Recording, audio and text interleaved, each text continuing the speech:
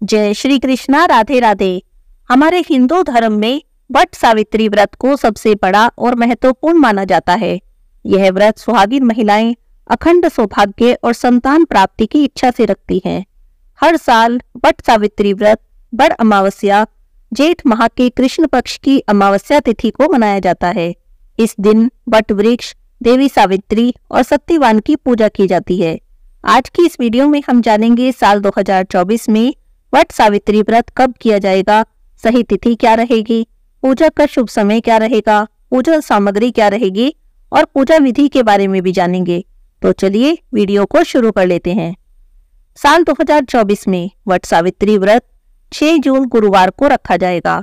अमावस्या की तिथि 5 जून यानी बुधवार की शाम को 7:54 से प्रारंभ होगी और 6 जून गुरुवार की शाम 6:07 पर समाप्त होगी। दोपहर 12:02 से 2:04 तक का बहुत ही शुभ समय है। इस समय में आप वट सावित्री व्रत की पूजा कर सकते हैं। अब जान लेते हैं वट सावित्री व्रत की पूजन सामग्री के बारे में, क्योंकि इसमें कुछ विशेष सामग्रियों की आवश्यकता होती है जिसके बारे में हमें पहले से पता होना चाहिए। चलिए, सबसे पहले हमें चाहिए देवी सावित्री और सत्यवान की प्रतिमा, बांस का पंखा, कलावा, फल फूल, रोली, सुहाग का सामान, पूरियां, चना, बरगद के फल, सिंदूर, जल से भरा कलश और रोली। ये सभी कुछ मुख्य पूजन सामग्री है जिनकी हमें आवश्यकता होगी। इसके अलावा आप अपने घर की मान्यता के अनुसार अगर कोई पूजन सामग्री आपके यहाँ रखी जाती है तो वो भी रख सकते हैं। अब जान लेते हैं पूजा विधि के बारे में। इस दिन प्रातःकाल सुबह जल्दी उठें, नहा धोकर साफ कपड़े पहने। ध्यान रखें, काले या नीले रंग के कपड़े इस दिन नहीं पहनने चाहिए, क्योंकि किसी भी पूजा पाठ में काले या नीले रंग के कपड़े पहनना अशुभ माना जाता है और आज का दिन तो सुहागिनों का है, तो इसीलिए आप लाल, गुलाबी, पीले इस तरह अच्छे अच्छे रंगों के कपड़े पहने। उसके बाद अपने व्रत का संकल्प करें।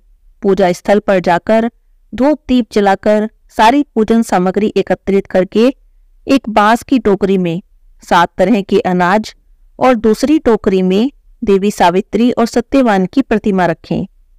अब वट वृक्ष के नीचे देवी सावित्री और सत्यवान की प्रतिमा को स्थापित करके सबसे पहले वट वृक्ष पर जल चढ़ाकर कुमकुम, अक्षत, रोली, पूरियां और बरगद का फल अर्पित करें।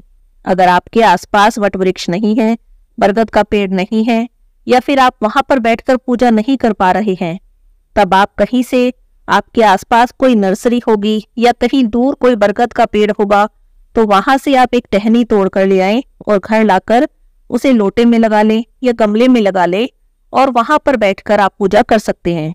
और आपको बिल्कुल इसी तरह से पूजा करनी है जैसे आप वट वृक्ष की पूजा कर रहे हैं। ये सभी सामग्री अर्पित करने के बाद सूत के धागे को वट वृक्ष के पास 7 या 12 चक्कर लगाते हुए बांध लें। हर परिक्रमा करते करते एक चना वृक्ष में चढ़ाती जाएं। उसके बाद काले चने हाथ में लेकर व्रत कथा पढ़ें या सुनें। पूजा करने के बाद भीगे हुए चनों का बायना निकालें, उसमें कुछ दक्षिणा रखें, श्रृंगार का सामान रखें, कुछ कपड़े जैसे साड़ी वगैरह रख के बायना अपनी सासू जी को दे दें या फिर घर में कोई भी बड़ी बुजुर्ग महिला हो उन्हें आप बायना दे सकते हैं। पूजा के बाद ब्राह्मणों को अपनी सामर्थ्य के अनुसार दान दक्षिणा दें। पौराणिक कथाओं के अनुसार वट वृक्ष में ब्रह्मा, विष्णु और महेश 3 देवताओं का वास माना गया है। वट वृक्ष के नीचे ही सावित्री ने अपने पति सत्यवान को जीवित किया था, इसीलिए आज के दिन वट वृक्ष का बहुत महत्व होता है। बरगद के पेड़ के नीचे बैठकर पूजा की जाती है और व्रत कथा पढ़ी जाती है। ऐसा करने से अटल सुहाग की प्राप्ति होती है और सभी मनोकामनाएं पूरी हो जाती हैं। अब जैसा कि मैंने आपको बताया, अगर आपके घर के आसपास बरगद का पेड़ नहीं है या इतनी जगह नहीं है कि आप उसके नीचे बैठकर पूजा कर लें, तब आप घर पर ही एक टहनी ले आएं और घर पर ही बैठकर पूजा कर लें। आज की इस वीडियो में बस इतना ही। हरे कृष्णा। राधे राधे।